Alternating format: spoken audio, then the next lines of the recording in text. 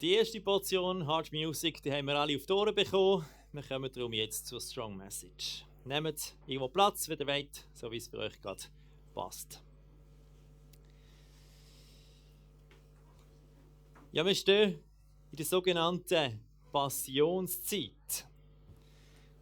Wenn wir als Metaller per Zufall nicht zusätzlich vielleicht auch noch gerade grosse Klassikfans sind, kennen wir das Wort Passion wohl eher nicht von den grossen Musikstücken von Johann Sebastian Bach, sondern schlicht als Wort für Leidenschaft. Jemand hat eine Leidenschaft für etwas. Ihre grosse Leidenschaft ist Modellbau. Seine grosse Passion ist der Garten. Unsere grosse Passion ist der Metal. Genau, Leidenschaft, Passion, man spürt es auch. Das ursprüngliche latinische Wort Passion, das bedeutet eigentlich aber schlicht Leiden. Passion, Leiden. Warum die Zeit von Ostern Passionszeit heisst, das hören wir jetzt im Abschnitt aus dem 8. Kapitel vom Markus-Evangelium, wo uns der Micha vorliest. Anschliessend hören wir einen Ausschnitt aus einem Metal-Song, wo das Thema vom Predigtext aufnimmt.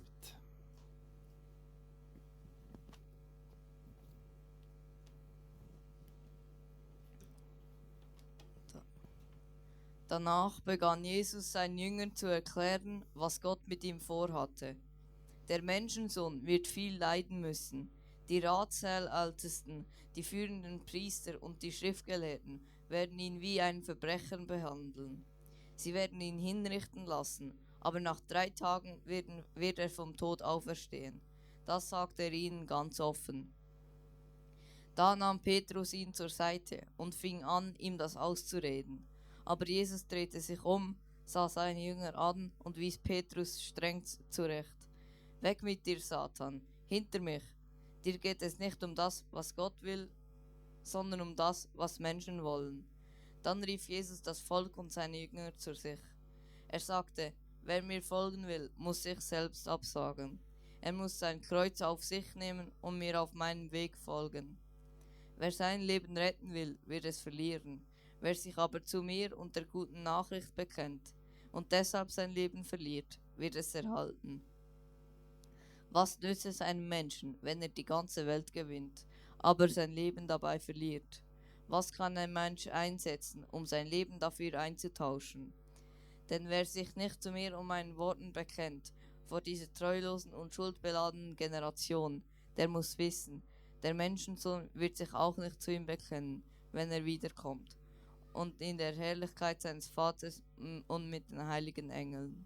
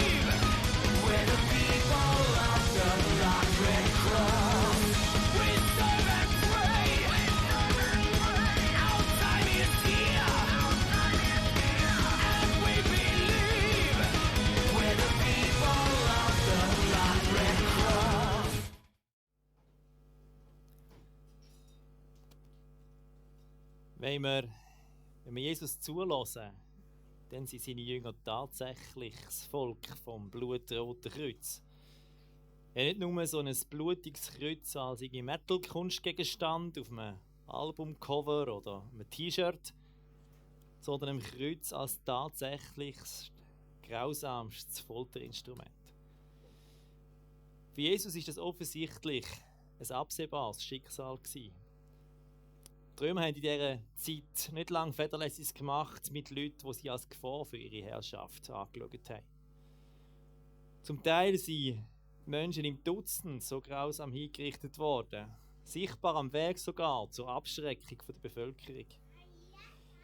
Die Jünger von Jesus kennen die Bilder ziemlich sicher aus eigener Erfahrung.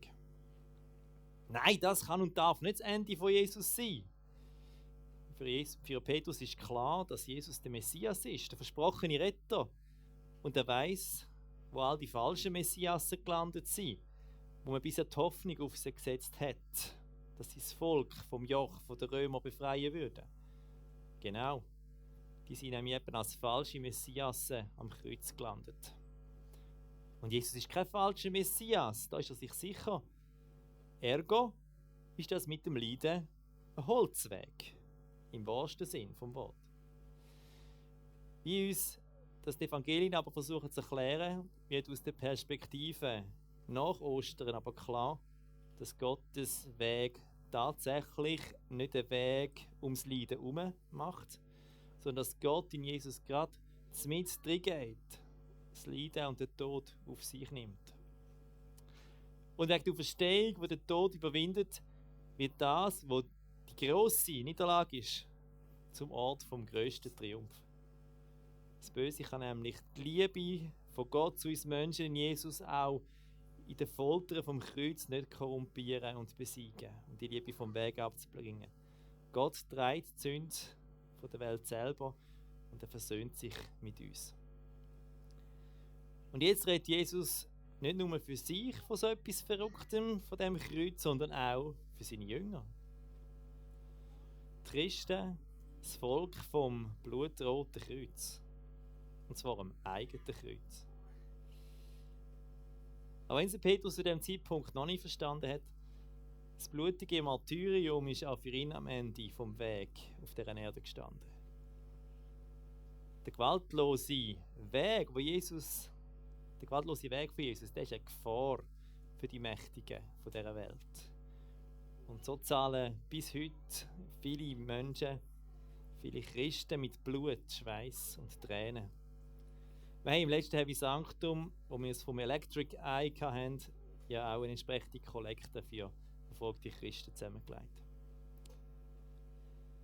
Ich gehe davon aus, dass höchstwahrscheinlich die meisten von uns nie vor der Frage werden stehen, ob sie bereit sind, für ihren Glauben mit dem Leben zu zahlen. Und trotzdem redet Jesus absolut davon, dass seine Jünger ihr Kreuz sollen auf sich nehmen. Also das Kreuz zum Hinrichtungsplatz tragen. In der Geschichte der Kirche ist es meines Erachtens zu Recht verstanden worden, dass Jesus da nicht nur konkret vom Kreuz redet, sondern für die Mehrheit der Menschen redet er metaphorisch, also bildlich, im übertragenen Sinn vom Kreuz. So wie es dann auch im Lukas-Evangelium ein bisschen deutlicher heisst: Wer mir nachfolgen will, muss täglich sein Kreuz auf sich nehmen. Also ja, wenn man effektiv gekreuzigt worden ist, also dann ist man dort tot und kann nicht am nächsten Tag wieder ein Kreuz zur Hinrichtungsstätte tragen. Oder? Das ist eigentlich klar, dass es bildlich gemeint ist. Das Kreuz auf sich nehmen, das heisst meistens also eher irgendwie bereitwillig Leiden zu tragen oder freiwillig zu verzichten.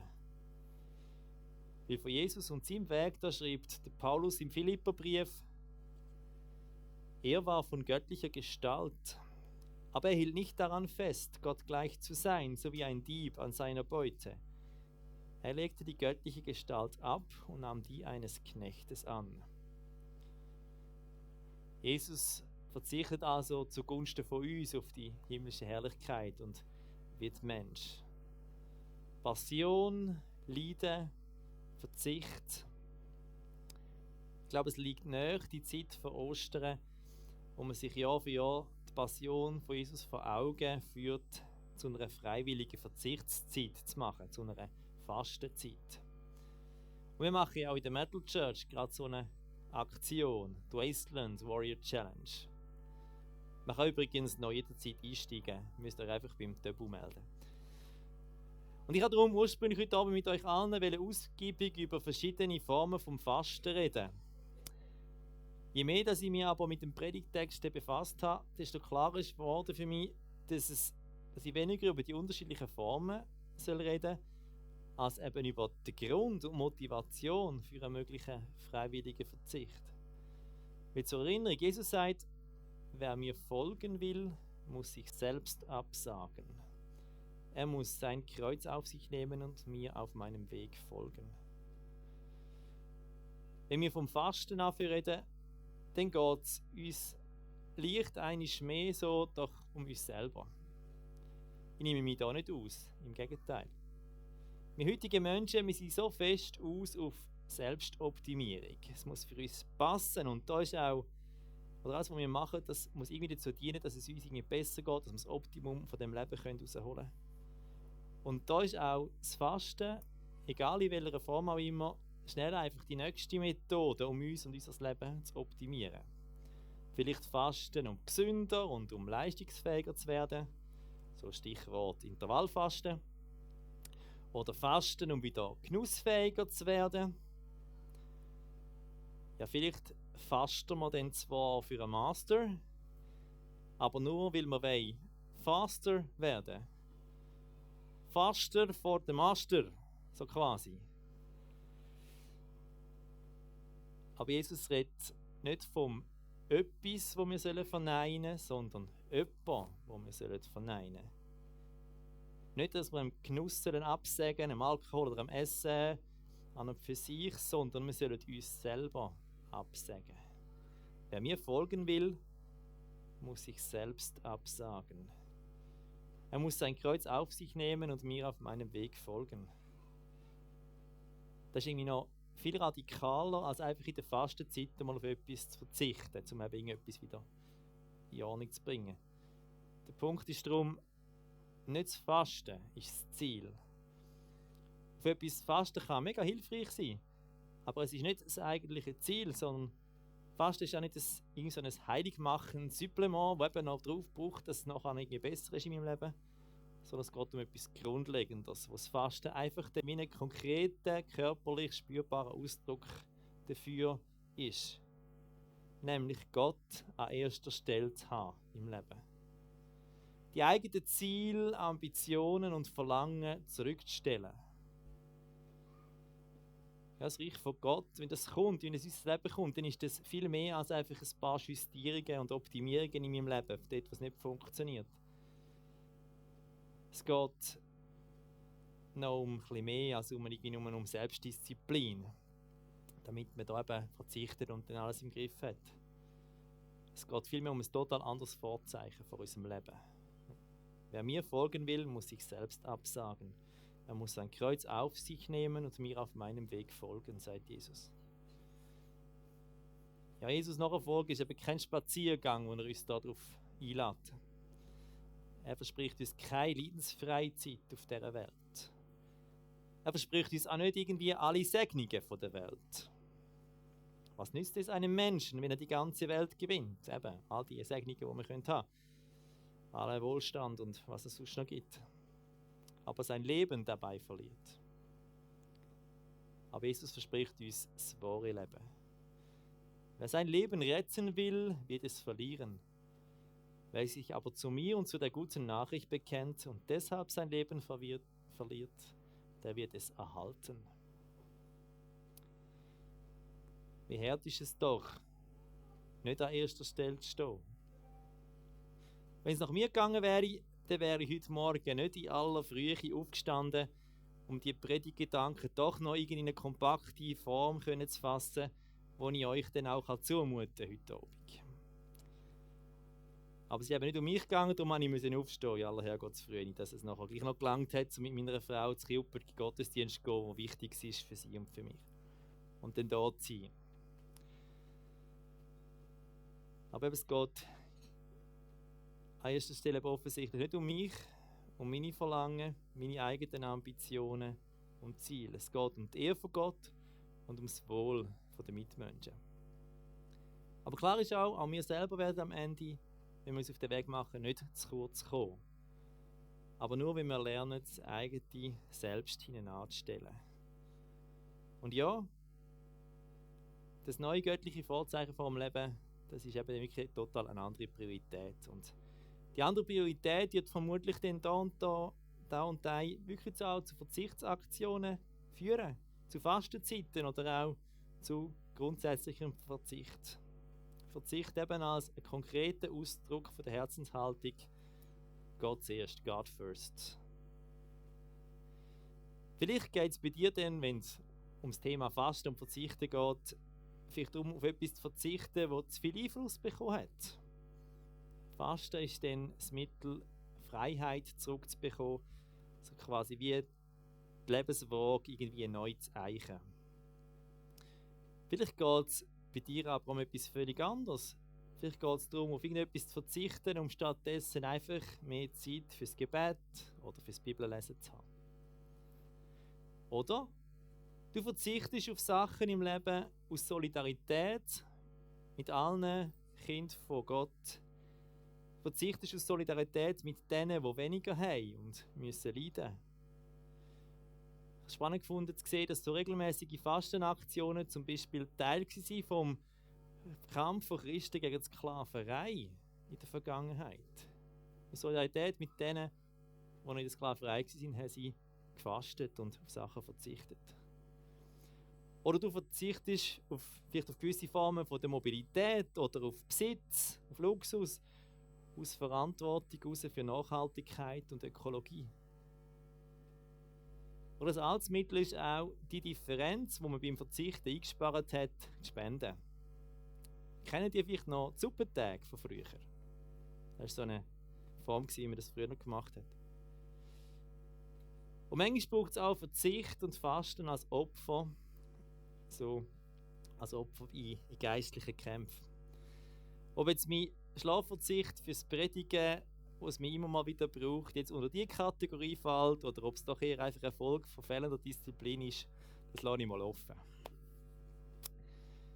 Egal, wen und für was du dich entscheidest zum Fasten, denk einfach daran, es ist keine Selbstoptimierungsmethode. Es geht beim Fasten nicht um Faster vor dem Master zu werden, sondern es geht schlicht um den konkreten Ausdruck von einer neuen Herzenshaltung, einem anderen Vorzeichen von unserem Leben.